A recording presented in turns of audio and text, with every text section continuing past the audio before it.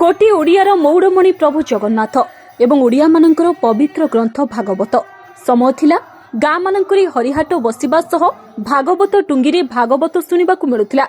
तेबे समयक्रमे से सबको विशेष भाव में देखा मिलूना।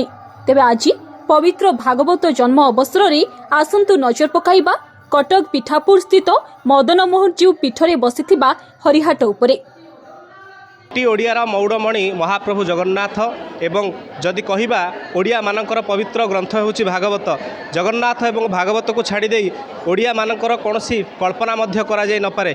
दिन गोटे समय थिला जेतबेले भागवत टुंगी रे समस्ते एकाठी होउथिले, भागवत पाठ चलीथिला। किंतु दिन को दिन परिवर्तन आसीछि समय रे भागवत टुंगी कोठी हजि जाइछि, घरे मध्य भागवत पढ़ा होनी। आपण माने देखुथिबे, मु आम कैमरा पर्सन कहिबी आमे वर्तमान आसी पहुंचु पिठापुर ठारे जेउठी मदन मोहन जीव मंदिर रे देखुथिबे केते माँ माने भक्ति सहकार भागवत पाठ करुछंती। ये होउछि हरिहाट।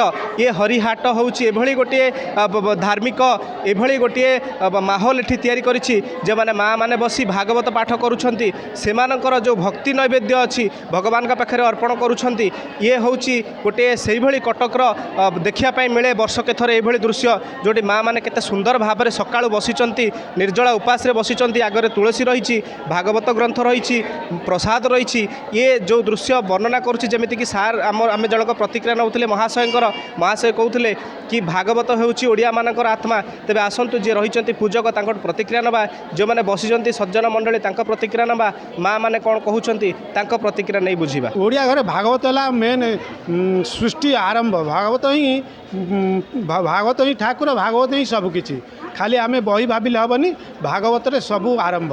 नारायणकर मुख निश्रुत बाणी भागवत रे ही शुणा मिले। आ भागवत हूँ विश्वर पुराण आउ समस्तଙ୍କର ज्ञान रे भगवान विराजमान अच्छे। जो माने भागवत पढ़ती से मानकर हृदय सब सदा सर्वदा पवित्र रहे।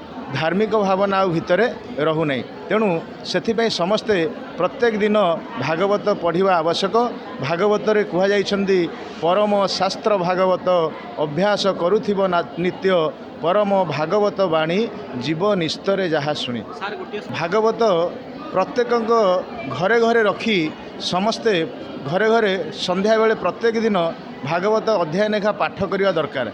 आपण जेते कार्य व्यस्त भितर थांतु ना कहीं प्रत्येक नित्य नैमित्तिक आमर ओडिया भागवत जगन्नाथ दासंकर नित्य नैमित्तिक याको आमे पाठ करवा दरकार। कहीं ना ये होचंदे आमर परम शास्त्र, आमर धार्मिक ग्रंथ, आमर निजस्व ग्रंथ, आको आमे पाठ करवा दरकार। बहुत खुशी लगुच।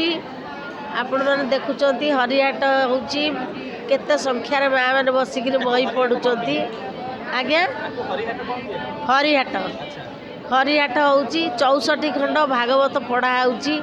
64 खंड भागवत माँ मैंने बसिक पढ़ुंट, पाठ करुँच। पाठ सर तापरे प्रसाद पाइबे, प्रसाद पाइकिरी क्विज कार्यक्रम हम।